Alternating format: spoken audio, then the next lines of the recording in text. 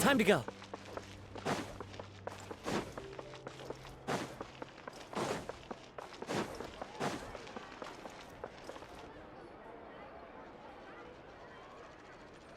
Huh? Isn't that Charlotte? What could she want with Lapine Pauline? Pretty please with the cherry on top, Charlotte. Journalist extraordinaire. Please tell me you're joking.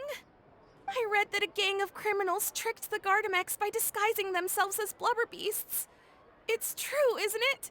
It has to be. I've invested all my savings into graph adversarial technology and even taken out a sizable bank loan. I'm begging you like the beggiest beggar in all of begdom. Okay. I need you to calm down a little, Miss Lapine Pauline. I admire your passion for your research, and I don't mean to dash your hopes for those, big-ticket orders. But I'm afraid I'm not joking. The Blubber Beast incident was a short story mailed to us by an anonymous amateur author, written in the style of a true story.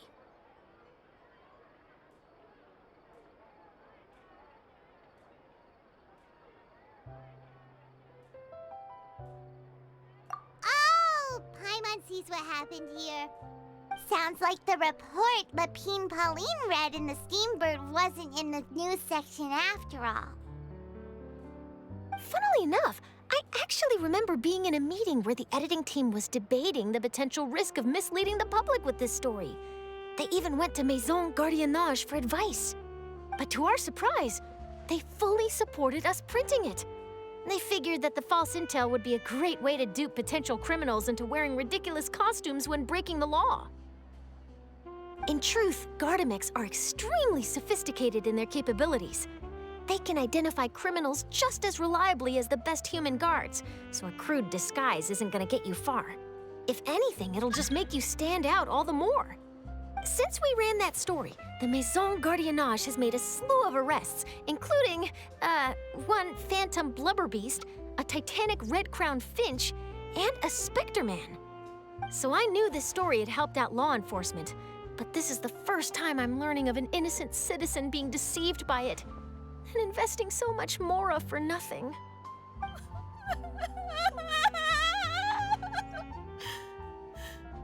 Uh-oh. So Lapine Pauline's whole research project is based on a fictional story? Which means we're not gonna get a big bonus after all. But more importantly, she's gonna lose everything she's invested.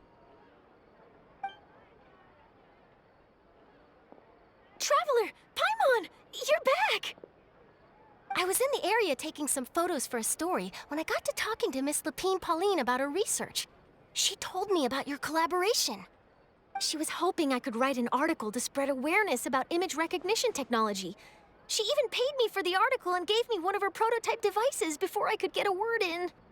I unfortunately had to dash her hopes, and I'm afraid all your hard work was in vain too. She's desperately trying to find a way to rescue the project and get you the mora you're due. I've tried to let her down gently, but she's finding it all very hard to accept. This is a new situation for us, too.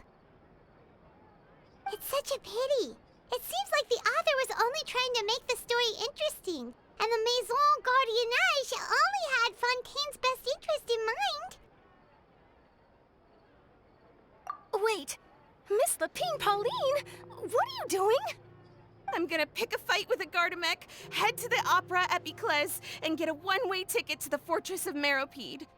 That way, I won't have to repay my debts. It's the only way I can afford to keep on living. Whoa, there's no need to go that far. I mean, come on, look at you. You wouldn't even dent the Gardamex armor. In all likelihood, they'd only hold you up at the Maison Gardiennage for a few days before letting you out, and then you'd still have to repay your debts.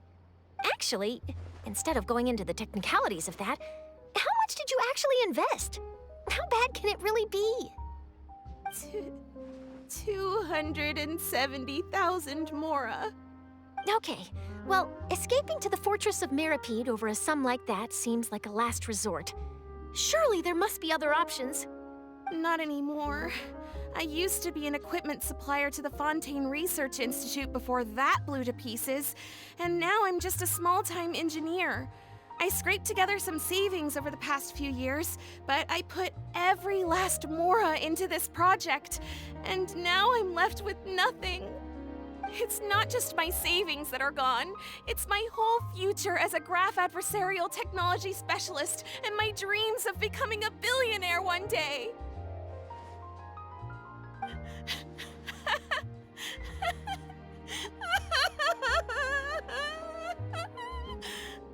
My life is over. Don't despair, Miss Lapine, Pauline. I think I know a way for you to turn this around. This prototype you've given me, the camera lens for image recognition sample collection. It's really quite something. You said you designed it specifically for high-fidelity image capture and analysis, yes? The rapid focal length adjustment is a very useful function in its own right. It's sure to make many journalists' jobs much easier. In fact, I'd say it has the potential to revolutionize Fontaine's news media. So your research efforts thus far are by no means in vain. The technology you've developed may have many applications that you've never even considered. Really? Absolutely. I've been working as a journalist for the Steambird for a long time now. No one understands the issues we journalists face on a day-to-day basis better than me.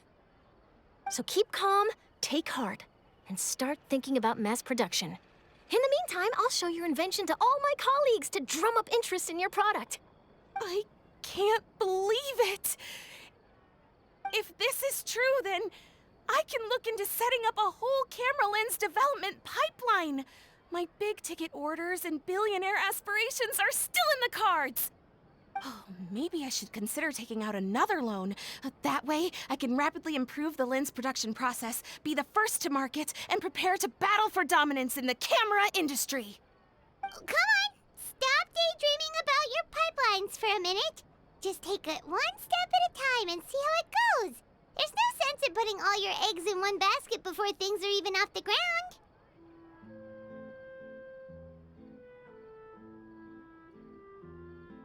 And I can probably speak to some people I know and license my image recognition device to a workshop to raise some funds.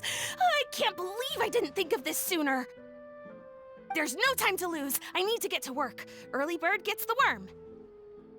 Can you believe her? She just ran off. Paimon's pretty sure our advice went in one ear and out the other. It's understandable. When inspiration and passion strike at the same time, it's all too easy to throw yourself headfirst into your work and forget about everyone around you. A lot of journalists are the same way when they're first starting out. But don't you worry. I'm gonna write an article on all this, and I'll be checking in on her regularly. Her research has the potential to benefit the entire journalistic community. I'll give her plenty of input to stop her from going down any rabbit holes and make sure mass production of her lens can begin as soon as possible. It's reassuring to know that you'll be looking out for her, Charlotte. Actually, you know what? Why don't you two take this prototype lens? I'm sure you'll have plenty of chances to use it on your travels. It takes the right person to get the most out of a new technology.